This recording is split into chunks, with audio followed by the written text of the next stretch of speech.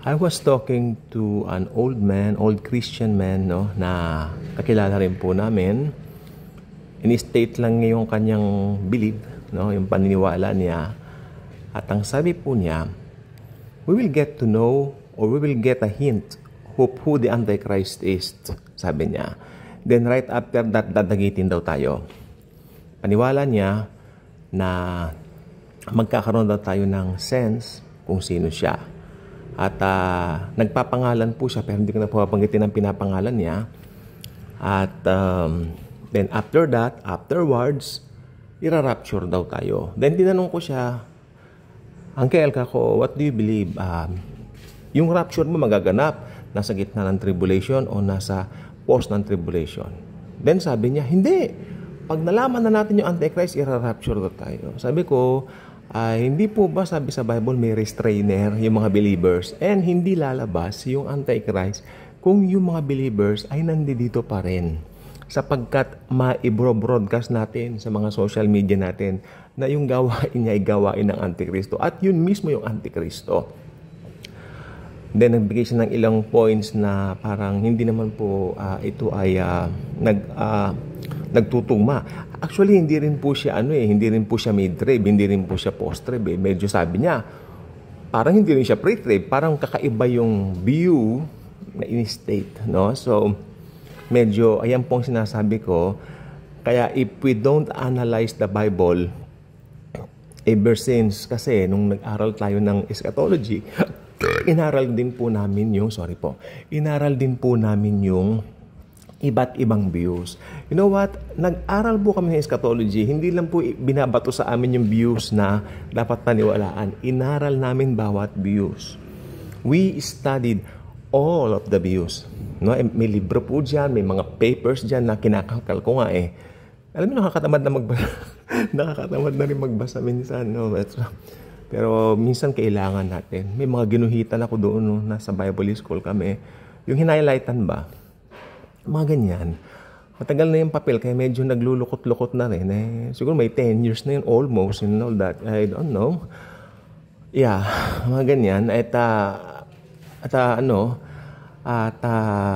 Yung ibang views talaga, pag hindi mo nga inaral ito, medyo ligaw yung paningin mo. Sabi ko, yung restrainer po kasi tayo. Sabi ko, at hindi lilitaw ang Antichrist kung nandito pa po tayo.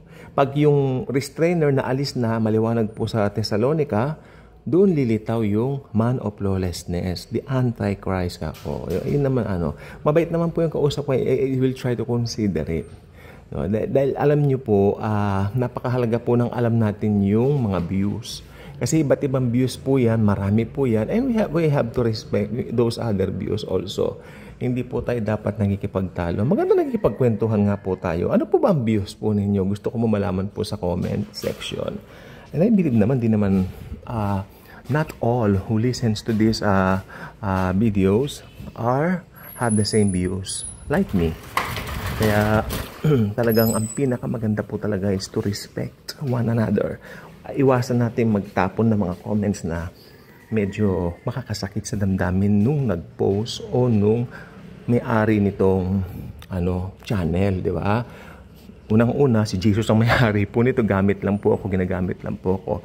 Pero mas maganda po kung hindi ganoon ang view mo, magsasalita ka, then parang mabibigat yung mga salita, no? Maganda naman po yung we have our own. Yeah, and I consider it, or should I say, respect. Pero kaya po, nandito po itong mga ganitong channel na tulad po nito, para ibigay ko po yung according sa pag-aaral namin, yun po talaga yung lumalabas na tamang view. Kaya ang pinakatamang view po, pwede ko na sabihin po rito, karapatan ko sabihin, no? Ang pinakatamang view talaga yung pre-trib rapture. Yun po ang pinaka-accurate at hindi po magko-conflict sa ibang verses. Mahirap pag nag-conflict yung ibang verses, hindi na po harmonize ito at magiging complicated. Sabi nga ni Avril Lavigne, complicated. Di ba? So, para hindi po maging komplikado, let us rightly divide the scripture as the Apostle Paul commanded us. It's for our own benefit also. Mas madali tayo makapag-share kung alam natin yung rightly dividing the scripture. future. At ito po ay lalo na eschatology yung pinag-aaralan natin, end times, and we're in the end times. Pag hindi po natupad ng isang event or isang panghula, hindi po nangangahulugan na hindi ito matutupad. Matutupad po ang lahat na nakasulat sa Bible.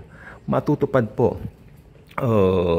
Yung Israel noong 1948, ito po ay natupad ng talagang biglaang natupad, at marami po right after that na nag-aral na po ng eschatology dahil wow, di ba?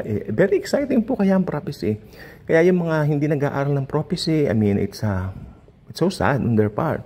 Sayang naman, wala silang excitement sa buhay. O yun lang po.